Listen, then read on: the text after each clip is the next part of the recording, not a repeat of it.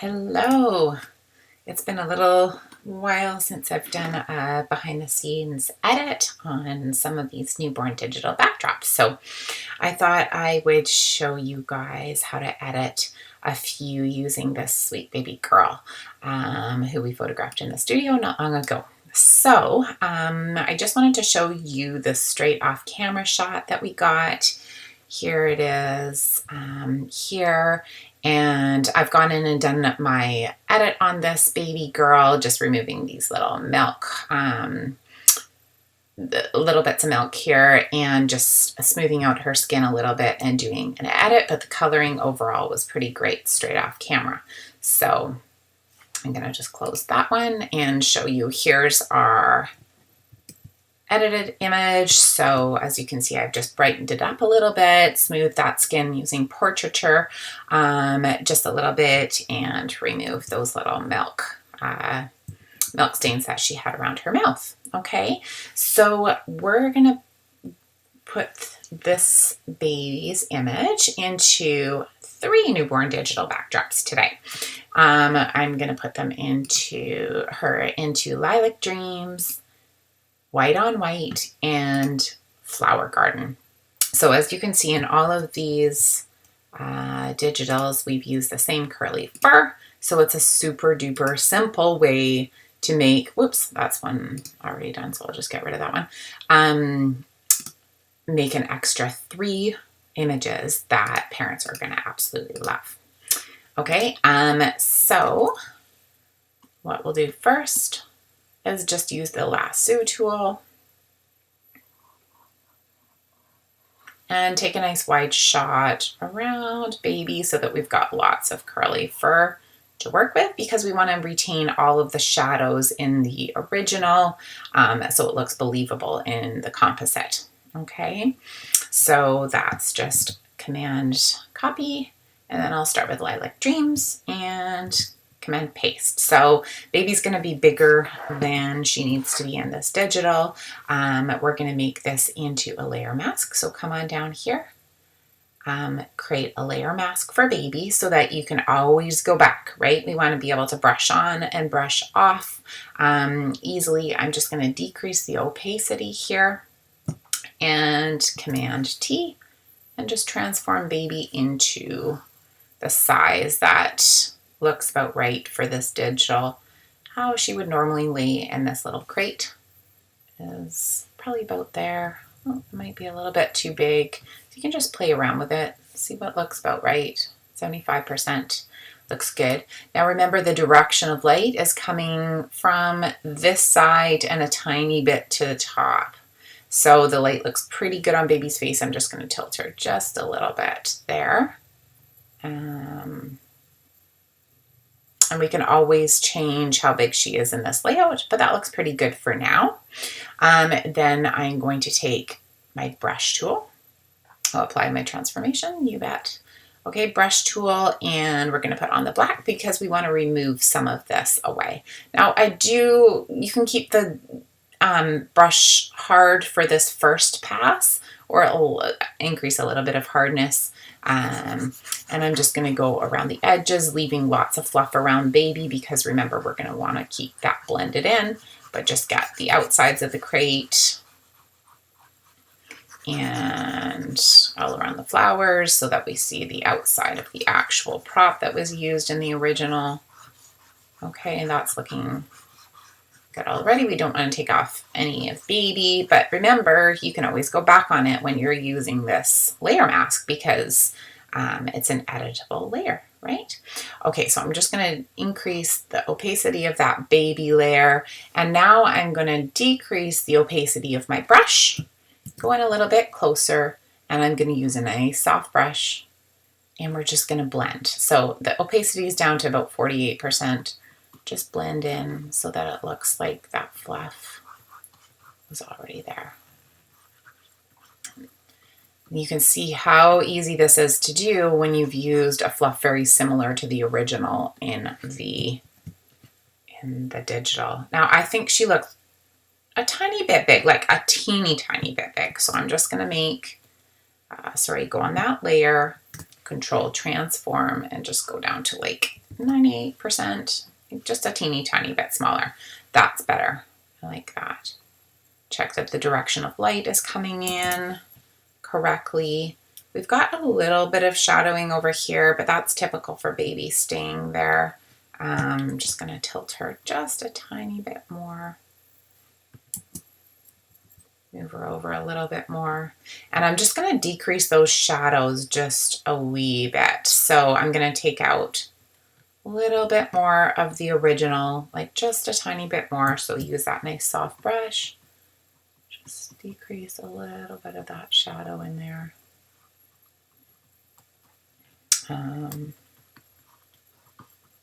we want to retain lots of the original shadows. I think that looks pretty good. Okay, so I'm happy with that. I am going to decrease that shadow just a wee bit more afterwards, but I'm going to combine these two layers. So you can hit Command E, or you can just go to Layer, Flatten Image. Okay, now I am going to decrease those shadows a little bit, but the lighting on this side of her looks really good. I'm just going to do a curves layer. So just lift up in the middle of your curves layer. You can see that those shadows just lift up and lighten up. And again, this is a layer mask. So I'm just going to invert, Command I, go back in with a white brush this time. And it's just, I'll keep it at that 48% opacity. Just lighten up this side just a little bit because it's just a little bit too shadowy for the actual digital. She's got her head up there. Okay, go back out and have a look at that. I think that's good. I think that's great. Okay, so I'm happy with it. So that's digital number 1, Lilac Dreams. Okay, so we're going to go on to the next digital. So what we can do when you're working with multiple digitals that are around the same size of box, if you guys have the white on white as well, we're going to take baby right here where I've already done this work and just take the lasso tool and go as wide as you can around so that we get lots of that fluff. Remember, we're going to remove it afterwards and just copy here, move on to the next digital and paste here. And look, she's almost there already. So what I'm going to do is make that a layer mask. So make that a layer mask so that we can work around with it a little bit. You know what? I'm pretty happy with the size that she's in there already because these digitals were shot in the same crate. I am going to take my brush, black brush, and remember we need to use 100% opacity the first pass through with a little bit of a harder brush, just so that we're getting all around the edges. Don't want anything to show over the crate. And we want to make sure that it looks believable that baby was there because she was already on the fluff. We want to retain those shadows. Okay, now I'm going to decrease opacity on that brush and come in a little bit tighter. And I'm going to take off the hardness, just use a nice soft brush to just blend. Just like honestly tap on my Wacom just to sort of blend in around her. Now I've taken too much off her foot. That's okay. I can go back.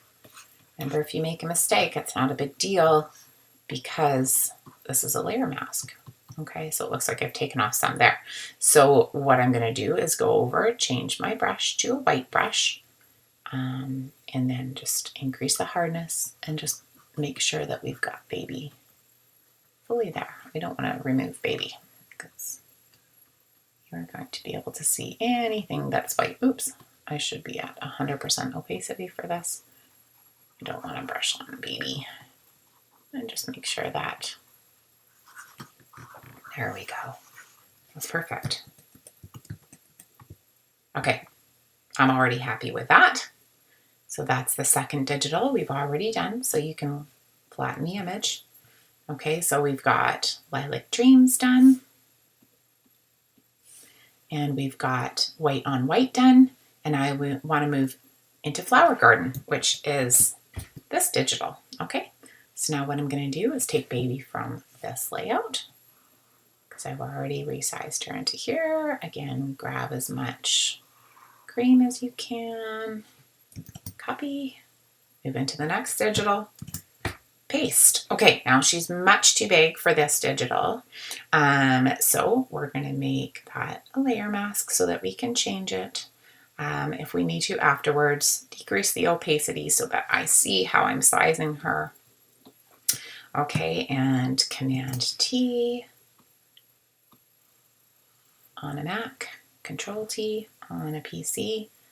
Okay, and I think 44 is actually going to be a better fit. Hello.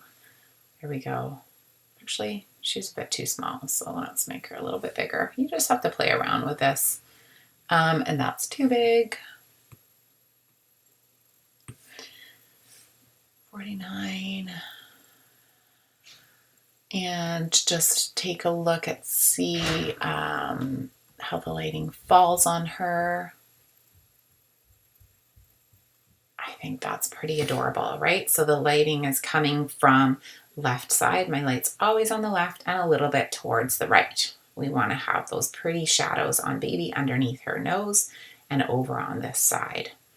Okay, I think that looks pretty great. So we're going to apply that transformation, and we're going to come in with a hard brush, a little bit of a hard brush to get started. Okay, it's already there. So just go around the edges. Again, leave lots of fluff around baby because we're going to go in with a soft brush afterwards. And okay, now I'm going to increase the opacity on the baby layer, and we're going to come in with a soft brush. Okay, so just change your brush to soft, and I make it a little bit bigger. We're going to go in nice and tight and just kind of blend your fur. Okay, I went a little bit on her arm. That's no problem because we've used a layer mask. We can go back in and make sure we've got all of baby showing. Okay, so that looks pretty nice and blended. I'm going to switch over to white to allow my layer to come on back. Actually, I'm just going to increase my hardness here and make sure that we've got all the baby's skin showing properly with those shadows that we had underneath. I want to keep the original in there too. Okay, I like that. So I'm going to flatten. Now, I feel like this could be blended a little bit more on this side. So I'm just going to create a layer. So Command J. Okay, just a duplication of the layer. And I'm just going to take my patch tool and just kind of blend in here just a little bit because it looks like I don't have a lot of texture here. I like this texture showing a little bit more. Just grab. So that patch tool just allows the texture to show through a little bit more. Same thing on here. That's just a little bit flat.